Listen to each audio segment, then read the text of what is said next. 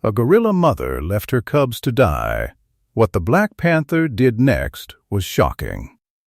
The sprawling emerald labyrinth of the African Congo is a world governed by ancient, merciless laws. Beneath the towering, multi-tiered canopy, where sunlight only penetrates as fleeting, fractured shafts of gold, survival is the only currency that matters. It is a realm of absolute binaries, predator and prey, strength and weakness, life and death. In this suffocating, humid, endlessly complex ecosystem, the boundaries between species are forged in blood and millennia of evolution. The western lowland gorilla, a magnificent, socially complex primate, navigates this green twilight in fiercely protected family troops. They are peaceful vegetarians, but they live in constant underlying wariness of the shadows. For the shadows in the Congo do not just hide the night, they hide the ultimate, silent assassin of the rainforest, the leopard. And more terrifying still is the rarest iteration of this apex predator, the melanistic leopard, commonly known to the world as the Black Panther. A Black Panther is a ghost of the jungle, a creature born with a genetic mutation that floods its coat with dark pigment, rendering its spots nearly invisible against a canvas of pure, liquid obsidian. They are solitary, lethal, and perfectly adapted to hunt in the pitch-black depths of the forest. To a gorilla, a panther is the ultimate nightmare, a creature capable of dragging a 200-pound primate silently into the canopy. In the wild, a collision between a vulnerable gorilla and a starving black panther has only one inevitable, horrific conclusion. But nature, in her infinite baffling complexity, sometimes produces moments of such profound, impossible empathy that they shatter every scientific textbook ever written. This is the breathtaking, emotionally devastating, and scientifically baffling story of a terrified gorilla mother, two abandoned helpless infants, and a terrifying blood-soaked night when the deadliest assassin in the jungle decided to become a savior. Before we plunge into the dark, rain-swept depths of the Congo to witness this terrifying encounter and the unbelievable tear-jerking twist that left a team of seasoned wildlife biologists weeping in the mud. If you enjoy exploring the deep emotional lives of animals and the hidden mysteries of the natural world, please take a moment to click the like button and subscribe to the channel. It really helps us feed our team of writers and researchers and ensures we can keep bringing you stories that challenge your view of reality and touch your very soul.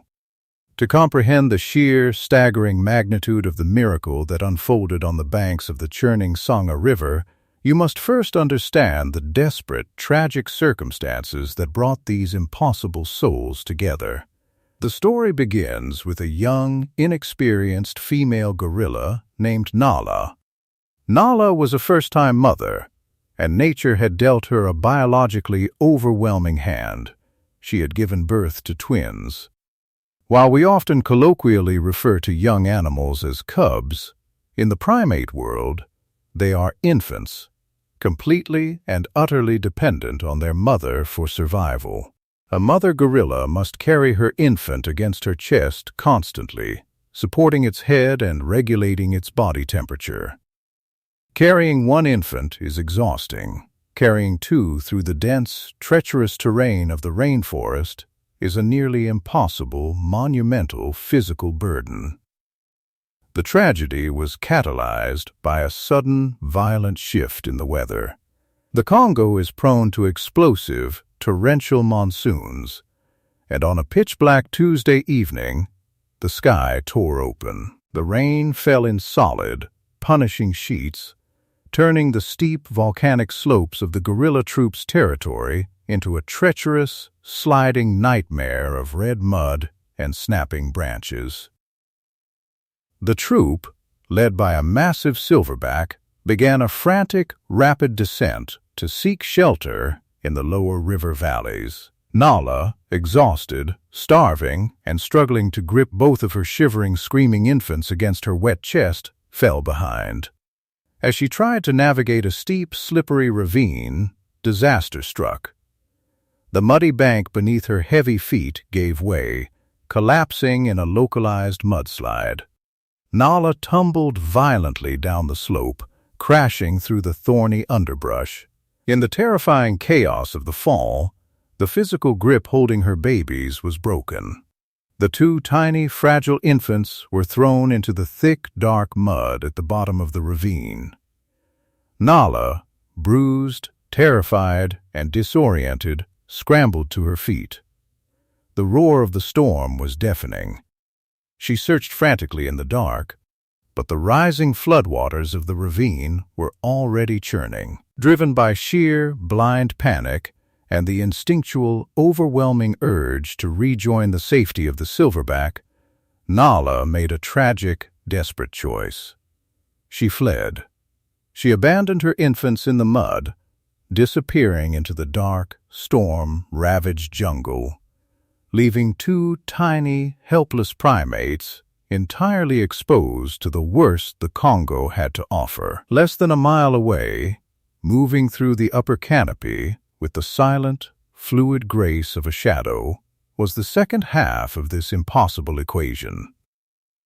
Her name, given by the local indigenous trackers who both revered and feared her, was Kivuli, which translates to shadow.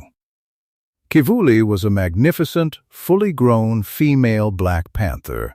She was a creature of absolute, breathtaking lethality, her sleek, muscular body rippling beneath a coat of pure, glistening black silk.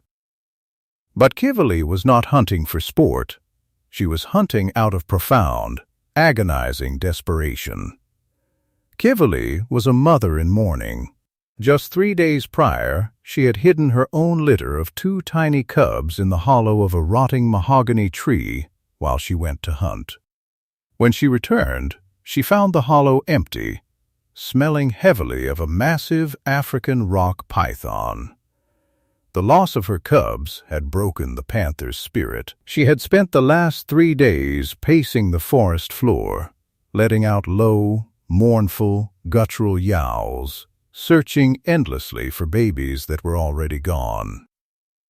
She was starving, her physical body wasting away, but the true agony was the phantom ache of her milk-swollen teats and the devastating, crushing weight of her unresolved maternal grief. The storm masked the sounds of the jungle, but Kivuli's senses were honed to a razor's edge. As she leapt silently from a low-hanging branch to the muddy floor of the ravine, her ears twitched. Beneath the deafening roar of the rain, she heard a sound that froze the blood in her veins. It was a high, thin, raspy, rhythmic cry. It was the sound of helpless, freezing infants. Driven by the gnawing hunger in her belly, Kivuli dropped her body low to the mud. She became liquid darkness, stalking silently toward the source of the sound. She parted the heavy, wet ferns with her sleek head and looked into a small depression in the mud.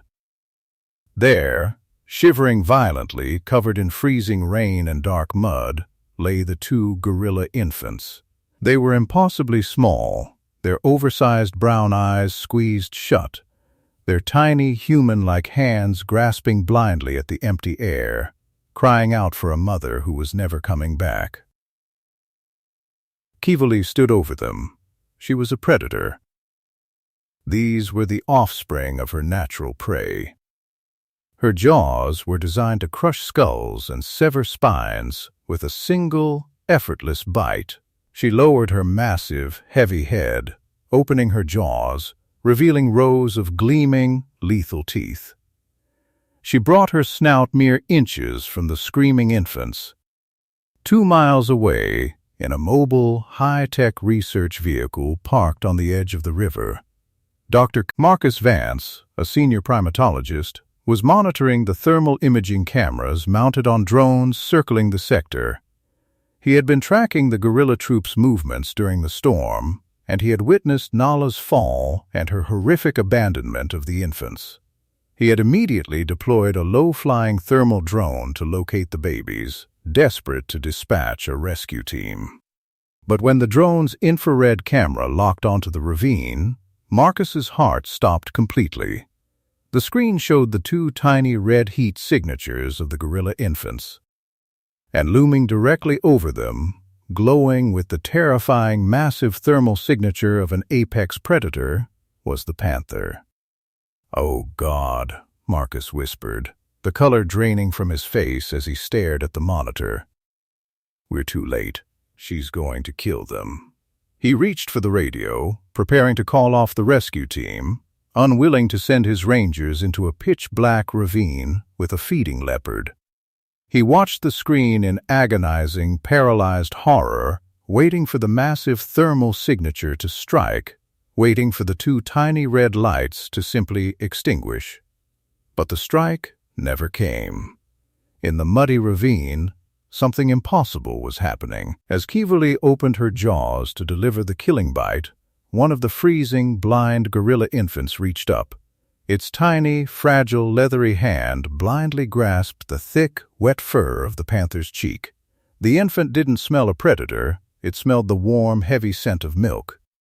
The tiny primate pulled itself weakly toward the massive, terrifying face of the assassin, burying its face against Kivuli's nose, letting out a soft, desperate whimper for comfort. The touch of the tiny fingers was like a bolt of lightning to the shattered, grieving brain of the Black Panther.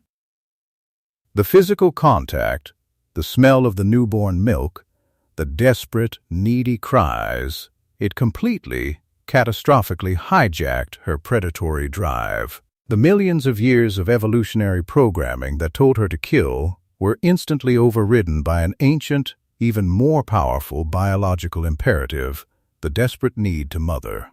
Kivuli didn't see strange, alien primates. She saw babies. She felt the agonizing phantom ache of her own lost cubs radiating through her entire body. The panther let out a long, shuddering, heavy sigh. The rigid, lethal tension in her skeletal muscles melted away. She slowly, deliberately, folded her massive front legs, lowering her sleek, black body into the freezing mud directly beside the screaming infants. She curled her long, muscular body into a tight, protective crescent, completely encircling the two tiny gorillas, shielding them from the driving rain with her own body heat. She extended her rough, sandpaper-like tongue, and with agonizing, breathtaking delicacy, she began to groom them. She licked the freezing mud from their dark, fuzzy hair, her massive tongue covering their entire bodies with a single, gentle stroke, taking immense care not to crush their delicate, spindly arms. The gorilla babies instantly responded to the warmth. They stopped their frantic, terrified screaming. They let out soft, breathy pants of relief, blindly rooting against the panther's stomach. Kivuli shifted her weight, exposing her milk-swollen underbelly to the strange infants. The babies latched on, their tiny, delicate primate hands kneading the thick, black fur of the apex predator, their long fingers gripping her hide exactly as they would have gripped their own mother. In the research vehicle, Marcus stared at the thermal monitor in absolute, staggering disbelief. The massive heat signature had wrapped itself completely around the two tiny ones. They were not being eaten. They were being nursed. The lethal assassin of the Congo had surrendered her entire being to become a mother to the very creatures she was born to hunt. Kivuli rested her heavy chin on her paws, letting out a continuous, deep, rumbling purr that vibrated through the mud. Her hollow, grieving heart was full again. But the jungle is a place of relentless, unforgiving danger, and the scent of the blood from Nala's fall had not gone unnoticed. As the storm began to break, giving way to a pale, misty dawn, Kivuli's ears snapped backward. She stopped purring. The hair on her spine stood on end. She lifted her massive head, her golden eyes piercing the lingering fog. Slithering silently through the deep, wet mud, drawn by the scent of the vulnerable infants, was a nightmare of staggering proportions. It was a massive African rock python, easily 20 feet long, its thick muscular body as wide as a tree trunk. It was the very same species, perhaps the very same snake, that had stolen Kivali's own cubs days before. The python raised its massive, wedge-shaped head, its forked tongue tasting the air, locking its cold, dead eyes onto the two tiny gorillas sleeping against the panther's belly. Kivali did not run. She did not abandon the strange babies she had claimed as her own. She stood up, placing her massive black body directly over the sleeping infants. She bared her lethal 2-inch canines, unleashing a roar that tore through the silent morning, a sound of absolute, apocalyptic, terrifying fury. It was a declaration of war. The python lunged, a strike of blinding, terrifying speed, aiming its massive, backward-curving teeth at the panther's throat. Kivali exploded into motion. She was a blur of black silk and lethal muscle. She dodged the initial strike, her razor-sharp claws slashing across the thick, scaled armor of the snake's neck. The python hissed, coiling its massive, heavy body, attempting to wrap its crushing weight around the panther to suffocate her. The fight was a brutal, silent, blood-soaked clash of titans. Kivali fought with a terrifying, desperate frenzy. She was not hunting for food. She was fighting to protect the tiny lives behind her. She absorbed brutal, agonizing strikes from the snake's jaws, her black fur slick with her own blood. But she refused to yield an inch of ground. With a final, desperate surge of unimaginable power, Kivali lunged past the snake's defenses. She sank her massive jaws directly into the back of the python's skull, driving her lethal canines through the bone and straight into its brain. The massive snake thrashed violently, whipping its heavy tail through the mud, before finally, slowly, going limp. Kivali dropped the dead snake into the mud. She was panting heavily, bleeding from deep lacerations on her shoulders and flanks, completely exhausted. But she didn't collapse. She turned immediately back to the crevice. She gently nuzzled the two tiny gorilla infants, ensuring they were unharmed. They reached up, touching her bleeding nose with their tiny fingers. She lay back down, pulling them against her chest, letting her own blood mix with the mud, protecting them until her last breath. When Marcus and the heavily armed rescue team finally reached the ravine an hour later, they found a scene that would forever alter the history of primate research.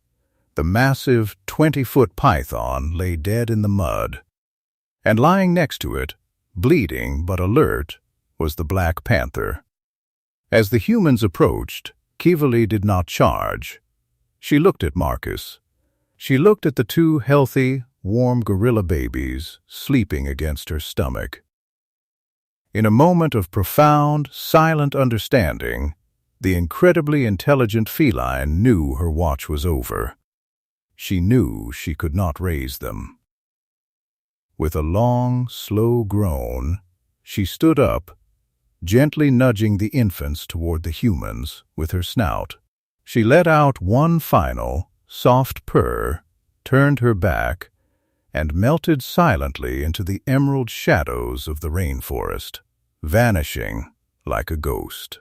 The gorilla infants were safely recovered, named Kivali and Shadow in honor of their savior, and successfully rehabilitated at the sanctuary. The story of the Black Panther, who fought a monster to save the babies of her prey, shattered the arrogant assumption that the wild is merely a place of unfeeling, biological mechanics. It proved that empathy is a universal, undeniable heartbeat that pulses through every living creature. Kivali taught the world that true heroism is defined by the agonizing, beautiful courage to look past everything you are born to be, to listen to the universal cry of the vulnerable, and to prove that love is the most powerful, indestructible force in the entire natural world.